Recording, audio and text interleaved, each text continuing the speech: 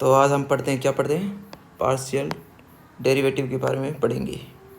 Partial derivative से क्या मतलब है? वैसे हम इसे भली भांति क्लास में अच्छे से पढ़ चुके हैं इस टॉपिक को, लेकिन फिर भी हम कुछ न कुछ इसके बारे में पढ़ेंगे। इसमें लिखा है कि f is map from s that was the subset of r to the power n to r। और यहाँ लिखा है कि अल्फा है वो क्या है, a1 a2 up to an that was belongs to s note.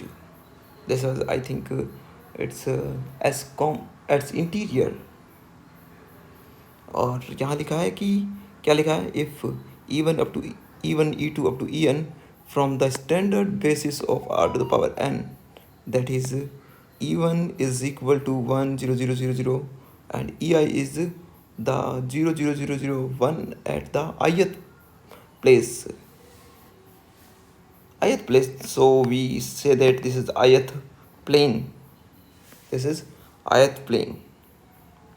Now we talk about that if you differentiate with respect to EI, then DEI with respect to f of alpha, then del f upon del xi at x is equal to alpha, and alpha is this.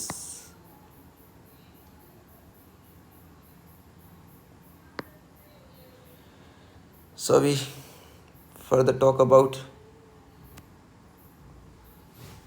partial derivative. If f at x equal to alpha along xi axis, then dei f alpha equal to limit h tends to 0 f of alpha plus hei minus f of alpha upon h। और इसको क्या लिख सकते हैं, limit h tends to 0 f of a1 a2 up to ai। और ai में क्या हो जाएगा, क्योंकि हम देख रहे हैं कौन सा डेरिवेटिव है ये, ei के सापेक्ष है, ith प्लेन के सापेक्ष या ith कोऑर्डिनेट के सापेक्ष, जो भी समझो। तो उसमें क्या करेंगे, ith कोऑर्डिनेट में ही हम क्या करेंगे, h जोड़ेंगे और उसमें से जो है जो f ऑफ अल्फा है उसे क्या करेंगे, माइनस कर देंगे, डिवाइड करेंगे किससे, डिवाइड करेंगे h से। अब हम आगे बात करते हैं कि इसमें लिखा है कि if f is made from s that was the subset of r square. अभी हम r to the power n के बारे में बात कर रहे थे, अब हम कर रहे हैं किसके बारे में, R2 स्पेस के अंदर चल रहे हैं कि if f is made from s is subset of R2 to R be a function of alpha is equal to a comma b that was belongs to S interior. X belongs to S, then the partial derivative of f at alpha along x-axis and y-axis are look like this. df upon del f upon del x, इसका मतलब है कि x के सापेक्ष हम partial differentiation कर रहे हैं। At x equal to alpha, alpha की वैल्यू क्या दिया है, a कोमा b। तो f इसे कुछ इस तरीके से भी डिनोट किया जा सकता है। तो f of x at alpha limit h tends to 0 f of a plus h, f of a plus h comma b minus f of a comma b। और y के सापेक्ष करेंगे तो क्या होगा, y के सापेक्ष करेंगे तो del f upon del y at x equal to alpha f y of alpha limit k tends to 0। क्या लिखेंगे,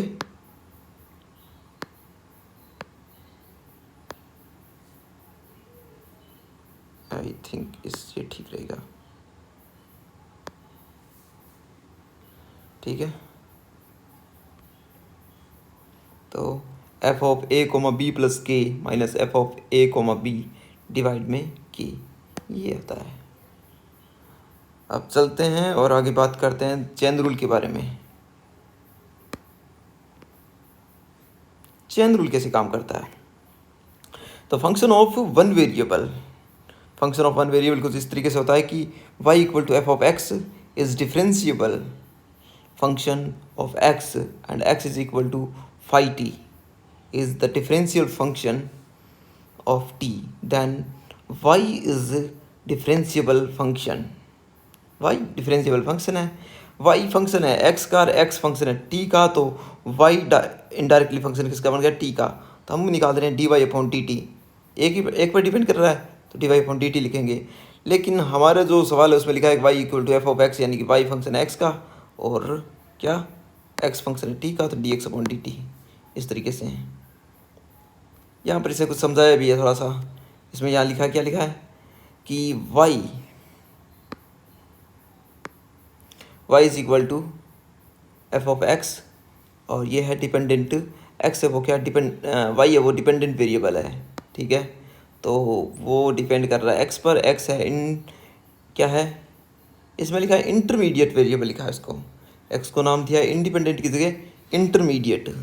हाँ, तो आई थिंक मेरे हिसाब से हम इसे थोड़ा सा समझ नहीं पा रहे थे, हम यहाँ पर नाम दे रहे थे इंडिपेंडेंट वेरिएबल, तो इसे नया नाम देंगे इंटरमीडिएट वेरिएबल, ठीक है। और एक्स फंक्शन किसका है, टी का। अब ये टी है वो है इंडिपेंडेंट वेरिएबल, बाकी जो जो एक्स है वाई से एक्स, वो एक्स क्या है, इंटरमीडिएट वेरिएबल है। Function of two variable, function of two variable में क्या है कि u है फंक्शन किसका, x और y का, u is function of x and y if u is the function of x and y and differentiable x equal to phi 1 of t and y equal to phi 2 of t are differentiable। तो इसका मतलब है कि u किसका indirectly किसका बन गया, function t का, then we find du upon d t. तो du upon d t, u function है x और y का, तो del u upon del x into d x upon d t, क्योंकि यहाँ पर x वो क्या है, सिर्फ t का फंक्शन है, इसलिए यहाँ पर डेल इसलिए लगाए क्योंकि u है वो सिर्फ x का फंक्शन नहीं है, y का भी है, इसलिए यहाँ पर भी हम डेल लगाएंगे, फिर आगे डी लगाएंगे, क्योंकि u सिर्फ y का फंक्शन नहीं है, x का भी है, इसलिए क्या लगेगा, पार्शियल डिफरेंशिएशन वाला साइन लगेगा।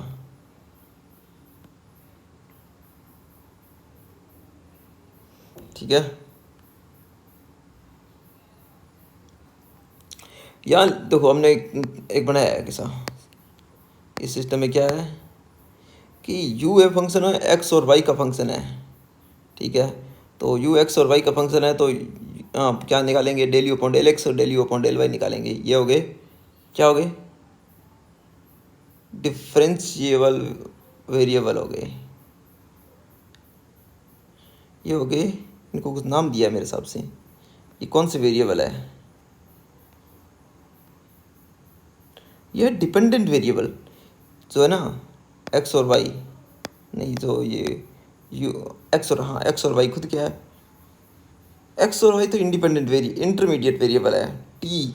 और ये जो हम कर रहे हैं अभी, क्या कर रहे हैं, बात कर रहे हैं ये डिपेंडेंट वेरिएबल्स के बारे में बात कर रहे हैं। तो एक्स है वो यू है वो एक्स और वाई दोनों पर डिपेंड करता है, देखो ये, इसलिए फिर आएगा एक्स और फिर वाई, तो एक्स टी पर डिपेंड करता है, वाई भी टी पर डिपेंड करता है, एक्स टी पर डिपेंड करता है, तो एक्स क्या हो जाएगा, D x upon d T के बराबर होगा।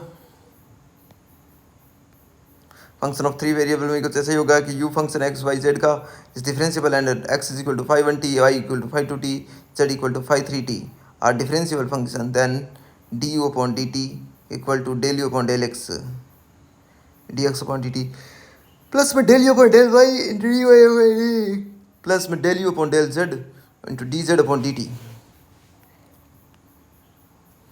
दिख रहा है ना सबको, ये देखो del d u upon d t, क्योंकि यू फंक्शन है एक्स वाई जेड का, एक्स वाई जेड है ना वो क्या है, टी के फंक्शन है, तो d u upon d t लिखेंगे इसको।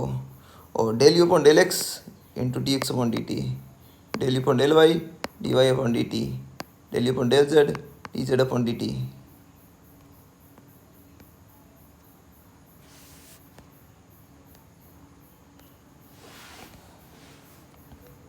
यू फंक्शन है एक्स वाई जेड का, यू किसका फंक्शन है, एक्स वाई जेड का, तो हम निकालेंगे del u upon del x,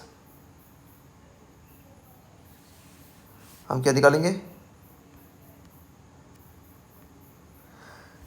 देखो यहाँ पर क्या है, डिपेंडेंट वेरिएबल है, एक्स है वो डिपेंड किस पर है, एक्स वाई और जेड पर डिपेंड कर रहा है। ये रहा एक्स, ये वाई और ये जेड, इन तीनों पर क्या कर रहा है, वो डिपेंड कर रहा है। अगर ये तीनों पर डिपेंड कर रहा है तो फिर क्या होगा, तो ये तीनों पर डिपेंड कर रहा है, इसलिए डेल काम में लेंगे, डी नहीं लेंगे। Del u upon del x, del u upon del y, del u upon del Z.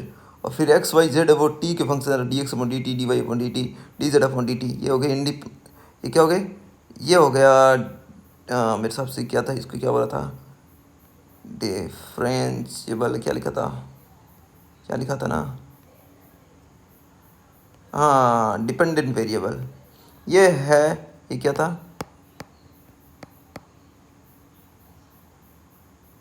Dependent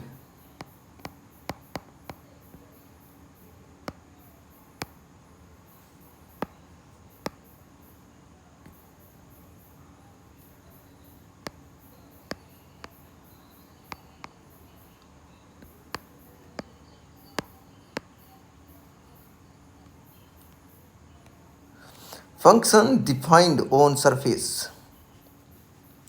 u equal to f of x comma y comma z, and x is equal to phi 1 of r comma s, y is equal to phi 2 of r comma s, z is equal to phi 3 of r comma s are all are differentiable function, then del u upon del r equal to del u upon del x upon del r, del u upon del y, del y upon del r, del u upon del z upon del r।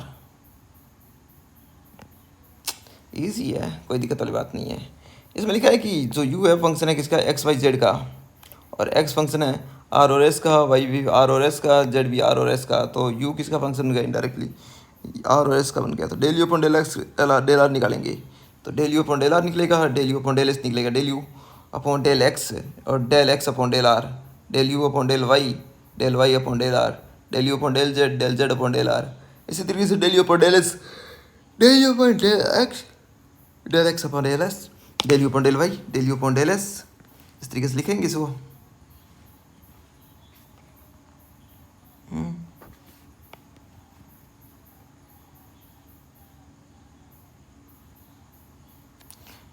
इसमें लिखा है कि u function x और y का ही, और x और Y है आर और एस के फंक्शन है, तो इस तरीके से लिख देंगे, ये कोई बड़ी बात नहीं है। अब आया इम्प्लीसिट फंक्शन। इम्प्लीसिट फंक्शन में लिखा है कि suppose the function f of x y is differentiable and equation f of x comma y equal to 0 define y as a differentiable function of x से y equal to h of x, then d f upon d x is equal to del f upon del x into d x upon d x plus में del f upon del y d y upon d x. तो ये आ जाएगा, इसको लिखेंगे f x dot one plus में f y dot d y upon d x, तो d y upon d x हो जाएगा माइनस का f x upon f y. अब ये आया कि होमोजीनियस फंक्शन कैसा होता है, कि function f is made from s to s is subset of r to r is said to be homogeneous function of degree n if for all k is greater than equal to 0 f of, हम क्या करेंगे, f of x को y है उसमें x को k x से y को k y से रिप्लेस करेंगे। अगर कुछ ऐसा दिखे x की पावर k की power n f of x y, तो ये क्या हो जाएगा, homogeneous function. a function f is said to be homogeneous if it can be written as like that form f of x y equal to x to the power n phi of y comma x, या f of x y equal to y to the power n of phi of y x upon y, जो भी जैसा भी। अब बात करते हैं Euler's theorem on homogeneous function. If f of x y be a homogeneous function of x and y, x and y of degree n, then x del f upon del x plus y upon y del f upon del y equal to n web।